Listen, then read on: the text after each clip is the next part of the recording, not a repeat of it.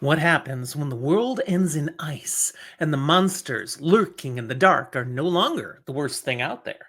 Season 3 of Impact Winter raises the stakes, sharpens the fangs, and dares to ask, what kind of monsters do we become to survive?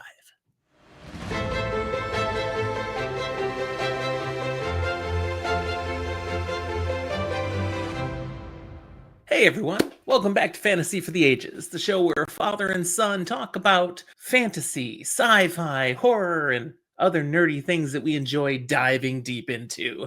Today, we're taking a spoiler-light and spoiler-full look at one of the most ambitious audio dramas of the decade, Impact Winter, specifically Season 3. All of it written by Travis Beacham. Season 3 of Impact Winter came out in June of 2024. It's post-apocalyptic horror, a vampire fantasy, and is done in full graphic audio drama version. So it's got a full cast and tons of sound effects. Why did I read this? Honestly, I first experienced Season 1 because Spencer over at the Fantasy Files podcast recommended it. These are Audible originals available for free, no extra cost to anyone who has an Audible subscription, and both Spencer and I are big audiobook listeners. The first season was my first experience listening to a full cast graphic audio production. It was immensely enjoyable. It was really well done. So I was hooked. I consumed season 2 when it came out, but somehow I missed season 3 when it dropped last year. Recently, I learned season 4 would be coming out. And I'm like, wait, 4? What? So I downloaded season 3, jumped right through it, plowed through it without any difficulty. This series unfolds in a future Earth ravaged by a comet strike that ushered in eternal winter, and with it, the rise of vampires from the shadows. Survivors live in crumbling strongholds or underground bunkers, clinging to life in a landscape where daylight is a rumor. Trust, a liability. Season 3 expands this frozen wasteland in a really welcome way, exploring both high-tech enclaves and vampire-dominated zones, deepening the lore and political landscape of this gothic, frost-bitten apocalypse. Here's my spoiler-light summary. Season 3 picks up where Season 2 left off. Darcy, now fully embracing her vampiric power and seemingly possessed by the queen of the vampires, must navigate an entirely new landscape of vampiric power and politics. Meanwhile, her sister Hope faces depression and loss at how drastically things have changed, until latching on to one last hope for saving her sister, or at least putting a stop to the evil that she may have become. The real danger now isn't just the vampires, it's ideology, betrayal, and the cost of choosing who do we save when the world has already ended. There's so much more that I would love to reveal about Season 3, but spoiler light, people! Stick around for the full spoil commentary at the end if you've already enjoyed the Season 3 experience. Then we'll talk much more. For plot depth, the season leans hard into myth building. With new factions, ancient vampire lore, and evolving political intrigue, the plot gains a lot of complexity, sometimes to its benefit, sometimes to its confusion. Pacing slows a bit mid-season, some people feel, but it builds up to a big finish at the end, which was excellent. The final episodes land with emotional and narrative weight that rewards your investment. For characters, they continue to evolve, especially Darcy, who struggles with the tension between her new monstrous identity and the lingering embers of who she once was. Hope grows darker and more decisive, perhaps a little more dangerous. Supporting characters like Felix, Rook, and Penelope get excellent development in this season, with personal stakes that feel real, raw, and earned. Even in this heightened setting, the emotional grounding for these characters is strong. They grieve, they hope, they compromise, they question their morality, all while dodging death and betrayal. Danger around every corner. My favorites from this season were Darcy, that's kind of a perpetual favorite. Her transformation from tenuously balanced apex predator still working for the humans to supposed queen of the vampires is both fascinating and terrifying. It's also not fully what you at first suspect.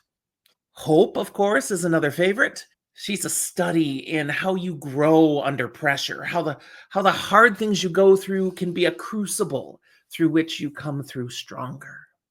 And Felix, the faithful sidekick, and so much more, of course.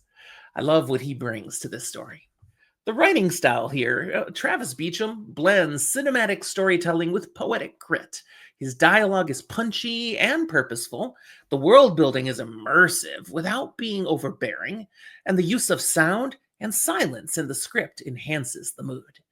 He continues to write with an ear for drama and a heart for character driven horror. Themes, there's a number of themes that rise out of this for me.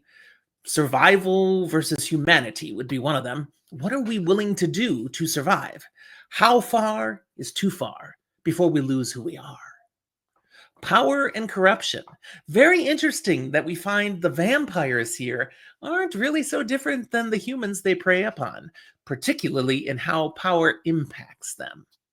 Found family and loyalty, the different people that our main characters end up gravitating to, and how they build bonds, and what holds them together is a definite theme. It's not always just who you happen to be born alongside. The nature of monstrosity. There's a big one for you. What is it that makes someone monstrous? And maybe the people you think are the darkest and scariest aren't really. You just have to see a little down deeper. The last one that comes up is sacrifice and the weight of leadership.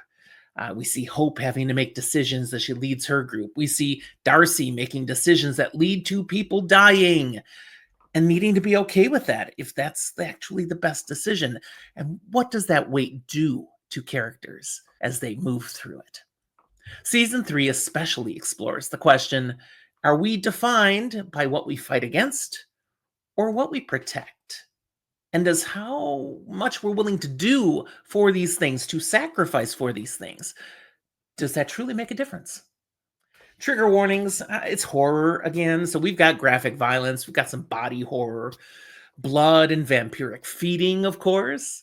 There's death of some named characters. You have to be aware of that. And you don't like that, stay away. There's psychological trauma on display, and there's themes of loss, grief, and betrayal. My rating for this is a 4.25 out of 5. I highly recommend this for fans of Dracula. It's got a vibe there, this gothic horror.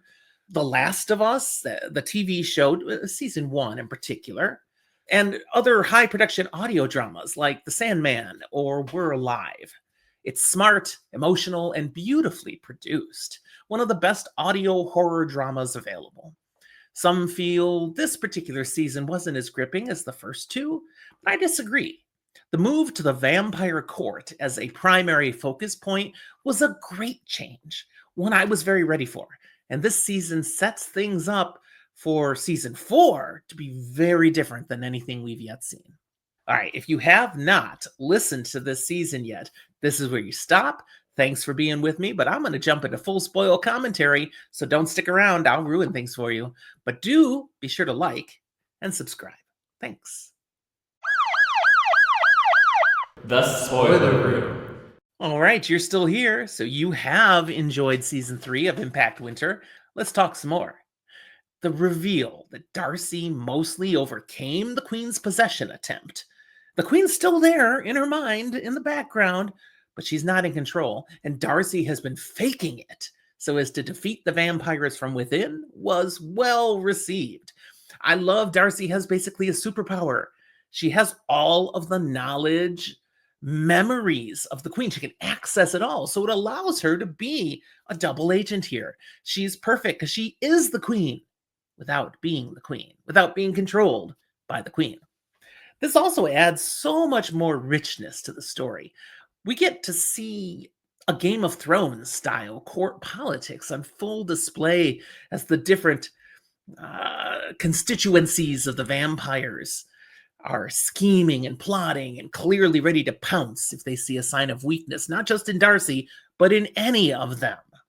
Ooh, nasty stuff. The arrival of Felix at the vampire court. I was like, what is he doing? And then it turned out to be an exceptional move.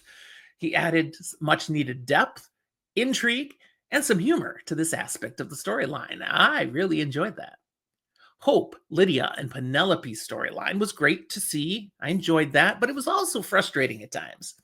I mean, you could see Lydia's death coming a mile away. You knew that aneurysm was going to go off. You also knew she wasn't going to tell Hope, and that was going to prove to be a problem. But then, when Hope, who's blindsided by this because, of course, there goes the aneurysm, which she does to try to save Lydia, not good, not cool. The result's tragic and definitely added a lot of tension to that episode. But then the way Lydia actually comes back to herself seemed a bit unexplained. And there are clearly some plot hooks that Beacham is planting there about Lydia, connected to Lydia, that he's going to come back to. The climax at the end, with Hope trying to cure Darcy, only to nearly screw everything up, but then having all of them flee with the help of Keshin? I can't remember how to say that name, darn it. Anyways, who's basically turning against the other vampires because thinking Darcy actually provides the best hope for permanent, positive, much-needed change. Wow. Game changer of a action to have taken place. And again, season 4 should be spectacular. Impact Winter Season 3, I feel, is a triumph of audio storytelling as part of the entire Impact Winter series. It's chilling, it's bold, it's intimate. It brings gothic horror to the modern apocalypse, blending myth with grit and character drama with existential dread. A lot of the best things I like about this genre being put right on the stage, front and center, and done extremely well. If you have not listened yet, somehow, like you ignored everything I said and just plowed through the full spoil commentary, you need to do this. You need to start from season 1. I didn't ruin everything, but if you're all caught up, of course, hold on to your snowshoes, because season 4 is gonna hit like a comet. Thanks for listening. If you enjoyed this review, again, be sure to like it and look in the comment box for the places that you can share your thoughts on what I said, or just your thoughts about season 3 of Impact Winter, or anything else you want to say. I do read those comments and I always respond. Also, in the show notes, you can find other ways to interact with Zach and I, our Discord server, our email, social media links, even our Patreon page. So thanks a lot. We appreciate all your comments and look forward to seeing what you have to say. Until next time, stay warm and stay human. We'll talk to you next time.